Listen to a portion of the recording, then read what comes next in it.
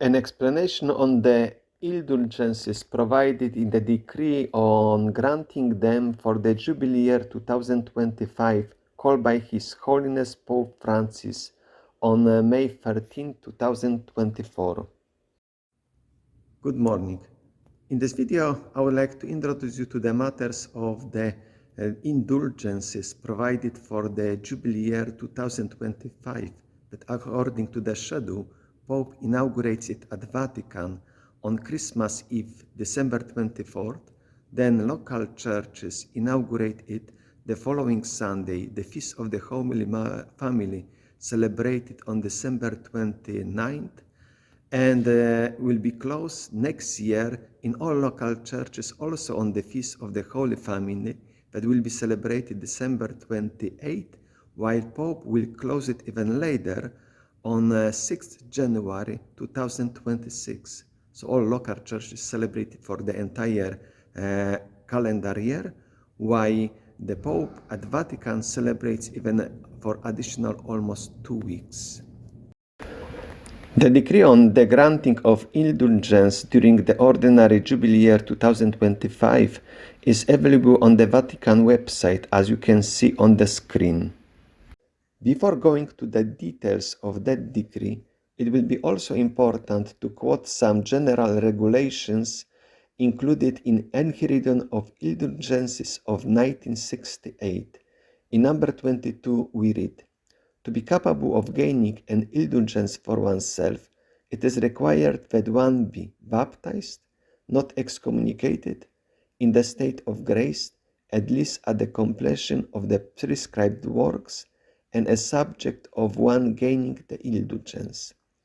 In order that one who is capable may actually gain indulgences, one must have at least a general intention to gain them, and must, in accordance with the tenor of the grant, perform the enjoined works at the time and in the manner prescribed." Then in number 24 we read, "A plenary indulgence can be acquired only once in the course of a day, but one can obtain the plenary indulgence for the moment of death even if another plenary indulgence had already been acquired on the same day. A partial indulgence can be acquired more than once a day, unless otherwise explicitly indicated. So a plenary indulgence can be, according to this general regulation, acquired only once a day, while during the day we can acquire as many as possible partial indulgences. In the Introductory of Indulgences, number 26, there are listed three main conditions that apply for all the indulgences: sacramental confession, Holy Communion, prayer for the intentions of the Sovereign Pontiff, and then also one requirement. It is further required that all attachment to sin, even venial sin, be absent. That requirement could be confusing to many. Some might think that it would be almost impossible to gain indulgences, so therefore below I included some explanation. It is highlighted in yellow. An attachment is an objective disorder, a refusal to amend a situation, and the person involved is aware of it. It should not be confused with normal human weakness, that many of us tend to repeat the same failings many times before overcoming them. So in other words, it is important that we are in the state of grace, that we are not committing mortal sins. And now there are also more specifications concerning those three conditions in number 27. The three conditions may be fulfilled several days before and after the performance of prescribed work. It is, however, fitting that communion be received and the prayer for the intention of the Sovereign Pontiff be said on the same day the work is performed. So if somebody in case would like to apply the indulgence every day, therefore we need to say those prayers for the Pope and receive communion every day. Number 28. A single sacrament confession suffices for gaining several plenary indulgences, but communion must be received and prayer for the intention of the sovereign pontiff must be recited for gaining each plenary indulgence. So to get each plenary indulgence, we always have to receive communion and prayers for the Pope. Why confession it is sufficient for several. In further explanations by the Vatican, it means that can be just done 20 days before or 20 days after receiving the indulgence. And in number 29, the condition of praying for the intention of the sovereign pontiff is fully satisfied by reciting one Our Father and one Hail Mary. Nevertheless, each one is free to recite any other prayer according to his piety and devotion. So there are no prescribed, truly speaking, prayers. They are only suggested Our Father and Hail Mary, but we are free to choose any prayer. Now, going back to the decree on the gaining of indulgence during the Ordinary Jubilee Year 2025, let me read the introductory paragraph. During the Ordinary Jubilee of 2025, all the faithful who are truly repentant and free from any affection for sin, who are moved by a spirit of charity, and who during the Holy Year, purified through the sacrament of penance and refreshed by the Holy Communion, pray for the intention of the Supreme Pontiff, will be able to obtain from the treasury of the Church a plenary indulgence with remission and forgiveness of all their sins, which can be applied in suffrage to the souls in purgatory in the following ways. So I would like to stress that apart of those three main conditions about which I was talking just briefly before, there are also two important statements which I highlighted that are truly repentant and moved by the spirit of charity. And then the document lists various works in point 1 and 2, which I put them together because practically they talk about the same aspects. They are listed pilgrimages to any sacred jubilee site or sacred places, either in Rome, in the Holy Land, or in other ecclesiastic areas.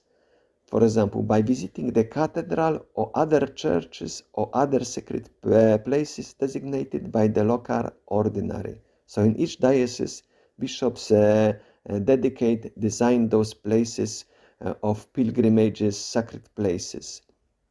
And then what can be done there? By devotedly participating in the Holy Mass, a celebration of the Word of God, the liturgy of the Holy Hours, the Via Crucis, the Marian Rosary, the recitation of the Acatist hymn, a penitential celebration which ends with the individual confession of the penitents.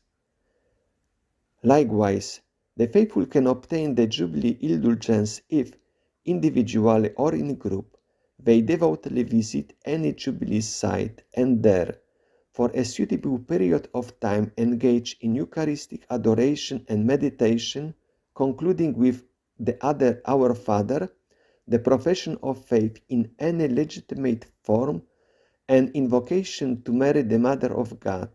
And now there is this further specification, so that this Holy Year everyone will come to know to closeness of Mary, the most affectionate of mothers, who never abandons her children. Those who are sick or have any other limitations could feel excluded. Therefore, there is also provided a special provision, and let me read that paragraph. The faithful who are truly repentant of sin, but who cannot participate in the various solemn celebrations, pilgrimages, and various visits for serious reasons, especially cloisters, nuns, and monks, but also the elderly, the sick, prisoners, and those who, through their work in hospitals or other care facilities, provide continuous service for the sick, can obtain the Jubilee Indulgence under the same conditions if united in spirit with the faithful taking part in person, especially when the words of the Supreme Pontiff or the diocesan bishop are transmitted through various means of communication. They recite the Our Father, the profession of faith in any approved form, and other prayers in conformity with the objectives of the Holy Year in their homes and wherever they are confined. For example, in the chapel of the monastery, hospital, nursing homes, prison, etc., offering up their sufferings and the hardship of their lives. In number 3, we read of various works of mercy and penance. It reminds us about corporal works of mercy to feed the hungry, give drink to the thirsty, clothe the naked, welcome the stranger, heal the sick, visit the imprisoned, bury the dead, and also spiritual works of mercy to counsel the doubtful, instruct the ignorant, admonish sinners, comfort the afflicted, giving offenses, bear patiently those who do us ill, and pray for the living and the dead. And in this way, the faithful will be able to obtain the Jubilee Indulgence if they visit, for an appropriate amount of time, their brothers and sisters who are in need or in difficulty. And again, listed an example, the sick, prisoners, lonely, elderly people, disabled. And it is compared to a pilgrimage to Christ present in those people. And the reference is made to the Gospel according to Matthew, chapter 55, where we read the parable about the judgment, in which Jesus says, "For I was hungry, and you gave me food. I was thirsty, and you gave me drink. A stranger, and you welcomed me. Naked, and you clothed me. Ill, and you cared for me. In prison, and you visited me." And it is according to usual spiritual, sacramental, and prayers conditions. The faithful can repeat these visits throughout the Holy Year, even daily, acquiring a plenary indulgence each time. So also, doing all these acts of mercy, we can gain those indulgences daily based on that, of course, providing that we also fulfill the general conditions like confession, communion, and prayers for the Holy Father. And also, this document talks about the spirit of penance and reminding us about penitential nature of Friday that can be also rediscovered through abstaining in spirit of penance at least for one day of the week from futile distractions. For example, there could be real and also virtual distractions. For example, the use of the media and or social networks. For many people, for example, just to abstain from using smartphone.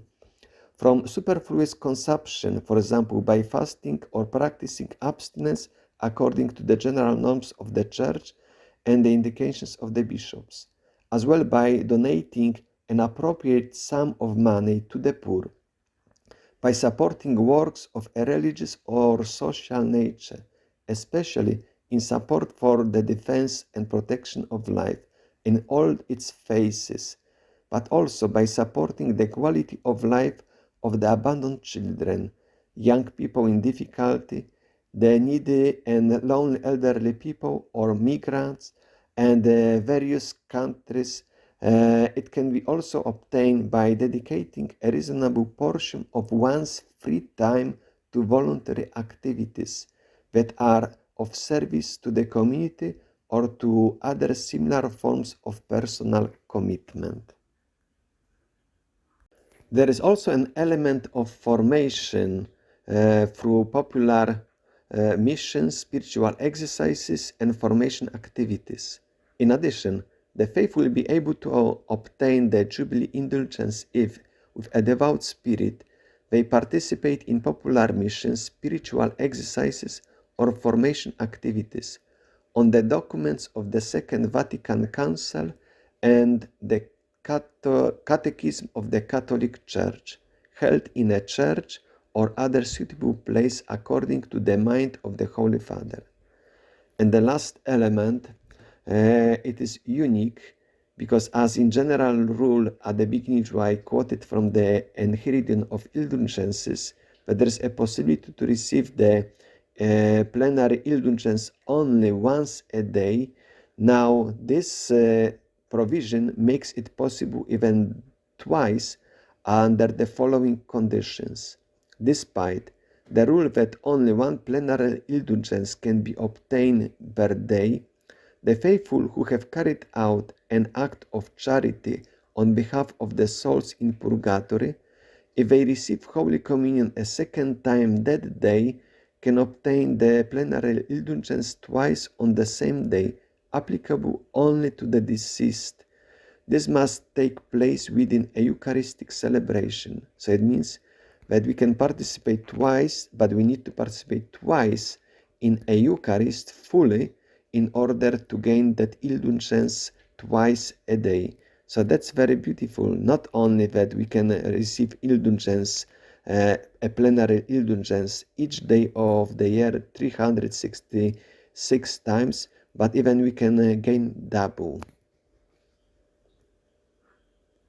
Summing up, if you would like to receive a plenary indulgence daily, we will need to receive the Holy Communion daily, pray for the intentions of the Holy Father daily, but as for confession, it will be sufficient to make it 20 days before or 20 days after. So those who practice, for example, first Fridays and first Saturdays, if they make confession monthly, it will be sufficient.